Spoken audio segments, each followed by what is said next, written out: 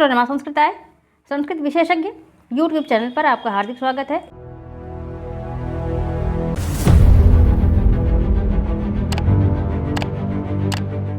इस वीडियो में हम लोग महाकवि कालिदास विरचित मेघदूत के उत्तर मेघ के सारांश को जानेंगे। मेघदूत दो भागों में है, उत्तर मेघ और पूर्व मेघ। तो पूर्व मेघ का वीडियो जा चुका है, पूर्व मेघ पहले, उत्तर मेघ बाद में। अब इसमें देखना है उत्तर मेघ का सारांश। उत्तर मेघ का आरंभ अलकापुरी के वर्णन से होता है। मार्ग निर्देश कर चुकने पर यक्ष मेघ से कहता है, हे मित्र, अलका बहुत ही रमणीय नगरी है। वहाँ के भव्य प्रासाद बिल्कुल तुम्हारी समता करने वाले हैं, अर्थात तुम्हारी समानता करने वाले हैं। यदि तुम्हारे साथ बिजली है तो उन भवनों में भी चटकीली नारियां हैं। यदि तुम्हारे पास इंद्रधनुष है तो उन भवनों में रंग बिरंगे चित्र लटके हुए हैं। यदि तुम मृदु गंभीर गर्जन कर सकते हो तो वहाँ भी संगीत के साथ मृदंग बजते हैं। यदि तुम्हारे भीतर नीला जल है तो उनकी धरती भी नीलम से जड़ी हुई है।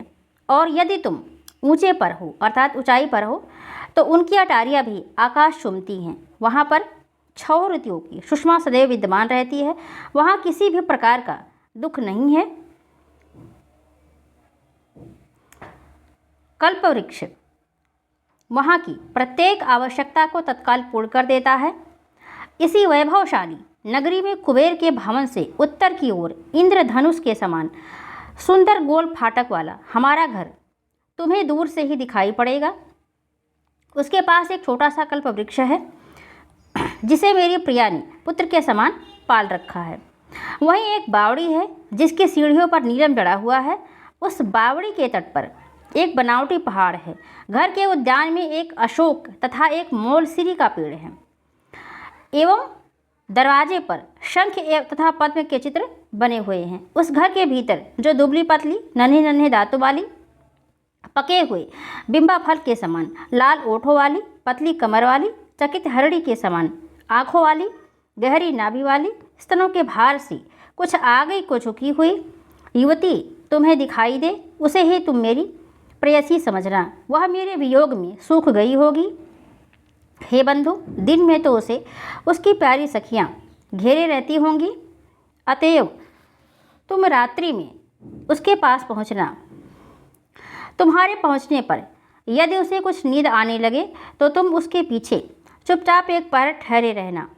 पश्चात जल की फुहारों से उसे जगाकर अपने धीमे गर्जन के शब्दों में उससे मेरा संदेश कहना।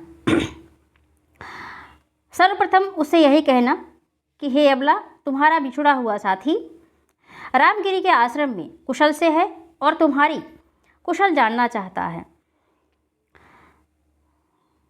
हे कल्याणी, तुम्हारा प्रियतम तुम्हारी विरह वेदना से झुलस रहा है, पर अनेक प्रकार की कल्पनाएं करके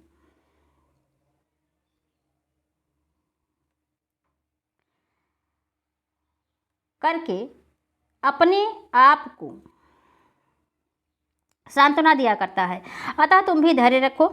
सुख या दुख किसी पर सदा नहीं रहा करते।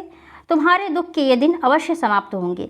विरह के अवशिष्ट दिन, अर्थात शेष जो है, अवशिष्ट 4 मास किसी तरह आंख मूंद कर बिता डालो, फिर तो प्रीतम के संयोग से आनंद ही आनंद लूटना है। इस प्रकार मेघ से संदेश कहकर यक्ष पुनः उससे कहता है, हे मेघ, मैंने जो तुमसे काम बताया है, अर्थात जो ये संदेश भेजने का जो कार्य बताया है, वह तुमसे कराना बड़ी ढिठाई होगी। पर चाहे मित्रता के नाते, चाहे मुझ दुखिया पर तरस खाकर, तो मेरा प्यारा काम अवश्य कर देना, अर्थात मेरा संदेश अवश्य ही भेजना, जो भी समझना। फिर जहाँ मन चाहे वहाँ घूमना।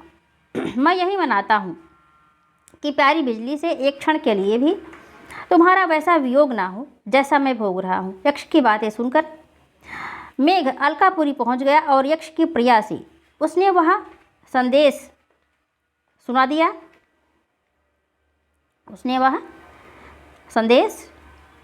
दिया। अपने प्रियतम का कुशल समाचार पाकर यक्षिणी फूली न समाई।